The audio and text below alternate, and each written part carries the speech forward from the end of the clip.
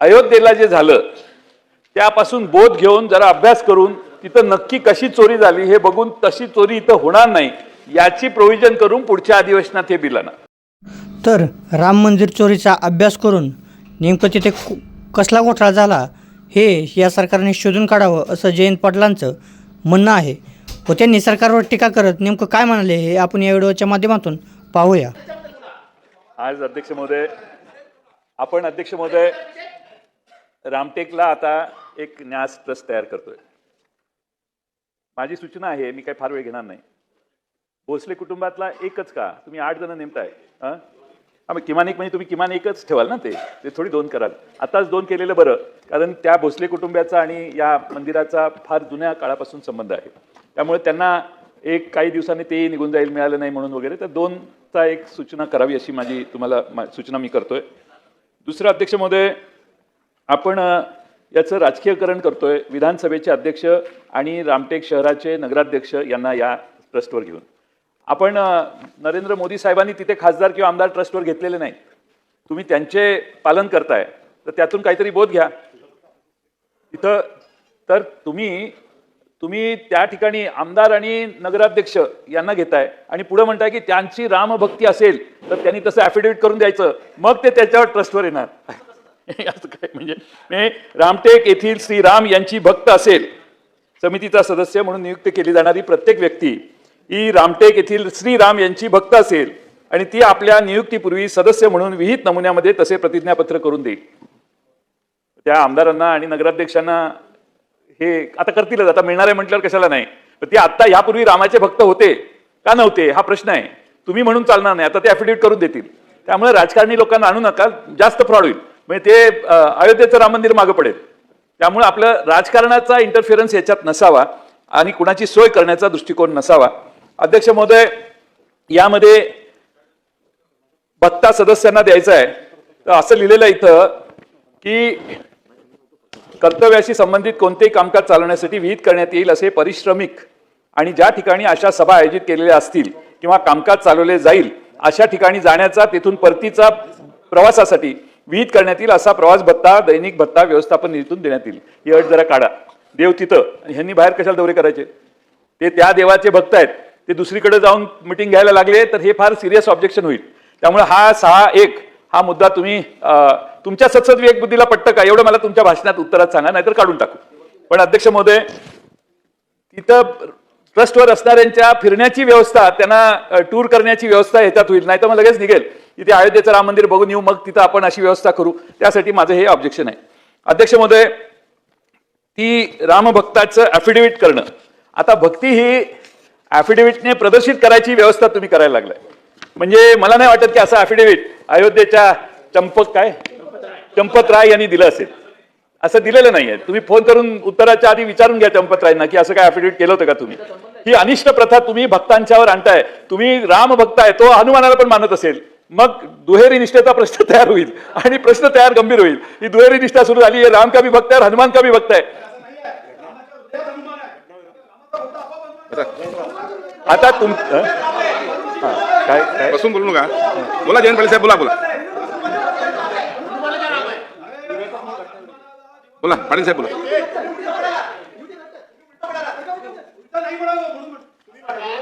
बोला जयंत पाटील साहेब, आपण बोला। मला संरक्षण द्या। या महादेवाचा भक्त रामावर बोलू शकत नाही असा आमचा दावा आहे। बोला हा महादेवाचा भक्त आहे, तो रामावर कसा बोलू शकतो? तुम्ही रामाची बरोबरी करताय। सुधीर भाऊ नाही, कुठं निघाले आपण? जयंत पाटील साहेब माझ्याकडे पण बोला आपण। हो पाटील साहेब, सुधीर भाऊ, तुम्हाला ॲफिडेव्हिट करून द्यावं लागेल, तुम्ही नक्की शिवभक्त आहात का राम भक्त? तुम्हाला द्यावं लागेल। बोला जयंत पाटील साहेब, बोला आपण। मी आपल्याबद्दल बोलतोय की आपल्याला या कुठल्याही धर्माचा अंगीकार, प्रचार, प्रसार करण्याचा अधिकार दिलेला आहे। आता असं असताना आपण ज्यावेळेला एखादा ट्रस्ट निर्माण करतोय त्यावेळेला जर या अटी घालायला लागलो आणि त्याच्यात आपण ॲफिडेव्हिट मागायला लागलो तर तुमच्यासारख्याची पंचायत अशी होईल की तुम्ही शिवभक्त आहात आणि आता तुम्ही जर समजा शिवभक्त म्हणून ॲफिडेव्हिट करून दिलं, अहो सुधीर भाऊ, तुम्ही शिवभक्त आहात ही आमची धारणा आहे, आणि जयंत पाटील साहेब आपण बोला ना. जयंत पाटील साहेब तुम्ही जर शिवभक्त असल्याचं ॲफिडेव्हिट करून दिलं तर मग रामाचं हे तुम्हाला घेणार नाही आणि तुम्हाला थांबवण्यासाठी ही प्रोव्हिजन आहे. चला ठीक आहे, बोला जयंत पाटील साहेब बोला. म्हणजे अध्यक्ष महोदय, आता मी रामभक्त आहे, खरं म्हणजे घटनेच्या विरोधीचे हे सगळं बिल आहे. असं कसं म्हणू शकता की मी या देवाचा भक्त आहे, ह्या देवा, असं घटनेत सर्व धर्म समभाव अशी आपली घटना आहे. ती घटना बदलायचा प्रयत्न केल्यावर काय होतं तुम्हाला माहिती आहे. त्यामुळे सर्व धर्म समभावपणा जो आहे तो सर्व धर्म समभावाला छेद देण्याचं काम या तुमच्या बिलात होतंय.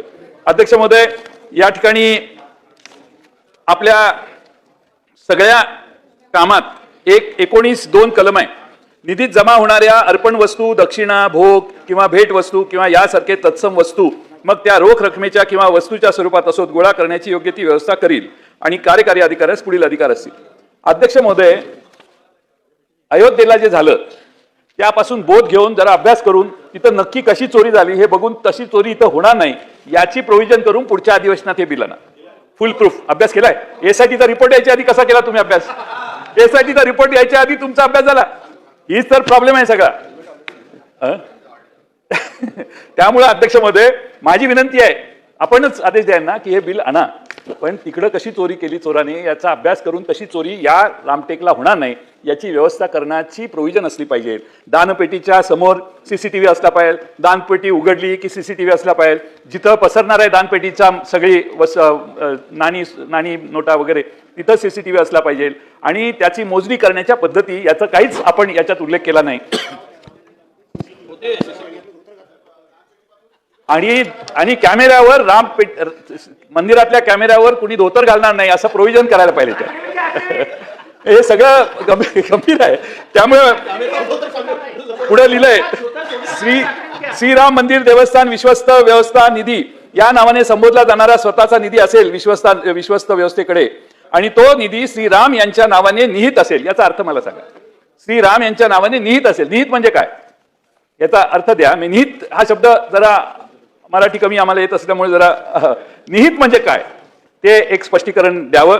आणि अध्यक्ष महोदय, पैसा, जड जवाहरे, सोने, चांदी, रत्ने, पात्रे, भांडी, वस्तू, देवस्थान विश्वस्त व्यवस्थेची इतर जंगम मालमत्ता जशी येईल, माझी सूचना आहे, जशी येईल तसे त्याच दिवशी रजिस्टरमध्ये आलं पाहिजे. त्याच दिवशी तुम्ही ते सगळं गोळा करून मग सोयीनं जर रजिस्टरमध्ये आणलं तर चोरी होण्याचा संभव आहे. आता राम मंदिरात चोरी होऊ शकते हे समज अखिल भारताला आता मान्य झालेलं आहे. त्यामुळे इथं रामटेकच्या राम मंदिराला कुणी चोरी करू शकणार नाही याची व्यवस्था तुम्ही करावी एवढी विनंती करतो. सभागृहात जास्त वेळ आपला घ्यायचा नाही, पण आपण माझी विनंती अध्यक्ष महोदय की हे महत्वाचं बिल आहे. रामटेकचे आमदार, रामटेकचे नगराध्यक्ष 2 महिने थांबतील, पण अभ्यास करून एसआयटीचा रिपोर्ट आल्यानंतर अयोध्येला जी चोरी झाली ती पुन्हा रामटेकला होणार नाही. नाही तर पुढच्या अधिवेशनात परत आम्हाला हा विषय घ्यावा लागेल. अयोध्येचा विषय आम्ही घेत नाही.